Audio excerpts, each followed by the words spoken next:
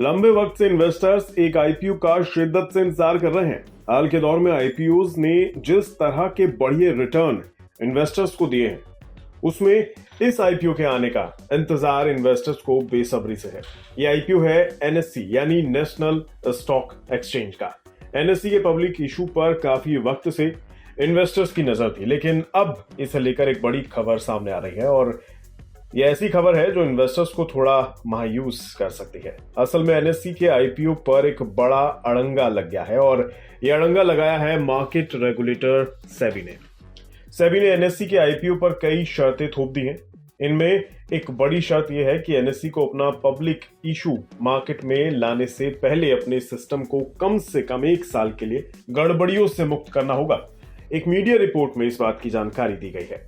सेबी चाहता है कि एनएससी अपने टेक इंफ्रास्ट्रक्चर को मजबूत बनाए, अपने कॉर्पोरेट गवर्नेंस स्ट्रक्चर में सुधार लाए और सभी पेंडिंग कानूनी मसलों को हल करे।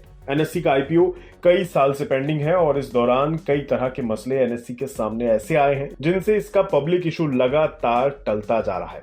मसलन 2015 के लो लोकेशन स्कैम में एनएससी के कई पूर्व अफसरों के नाम आने का मसला एनएससी सुर्खियों में छाया रहा।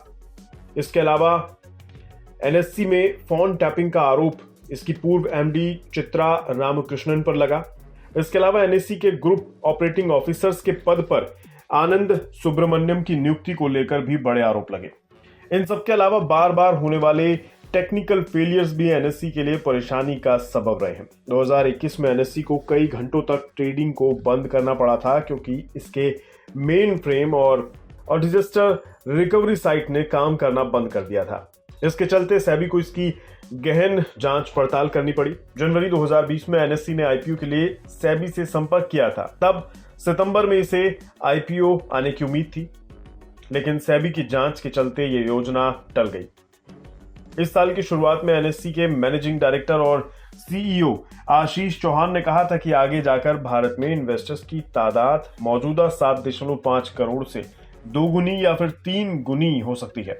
ऐसे में सेबी को हमारी प्रोसेस, टेक्नोलॉजी और इरादों पर भरोसा करना चाहिए। सेबी जब पूरी तरह से संतुष्ट हो वे बात कर सकते हैं और इसके बाद एनएससी अपना आईपीओ उतारेगी। अगर एनएससी के शेयर होल्डिंग पैटर्न की बात करें तो इसकी नॉन पब्लिक शेयर होल्डिंग 44.03% है। इसके अलावा पब्लिक होल्डिंग 55.97% है। सितंबर तिमाही में एनएससी का कंसोलिडेट नेट प्रॉफिट 13% साल दर साल ग्रोथ के साथ 1999 करोड़ रुपए पर पहुंच गया है।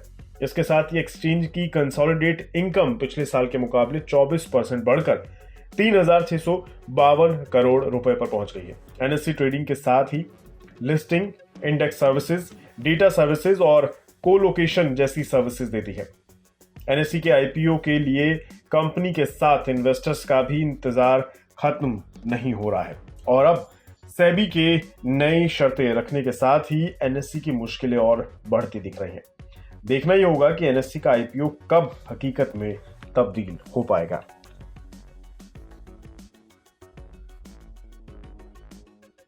बिस्तक आपके लिए लाया है प्रीमियम मेंबरशिप प्रोग्राम, जहां आपको मिलेंगे कई सारे फायदे, जिनमें मार्केट न्यूज़लेटर, लाइव चैट पर आपके सवालों के सबसे पहले जवाब, मार्केट आउटलुक, वीकेंड पर मार्केट स्कैन, एंकर्स के साथ चैट और भी बहुत कुछ। इस प्रीमियम सब्सक्रिप्शन में 3 तरह के प्लान्स हैं, सिल्वर, गोल्ड और प्लैटिनम, जिनकी शुरुआत मात्र 159 रुपए महीने से होती है।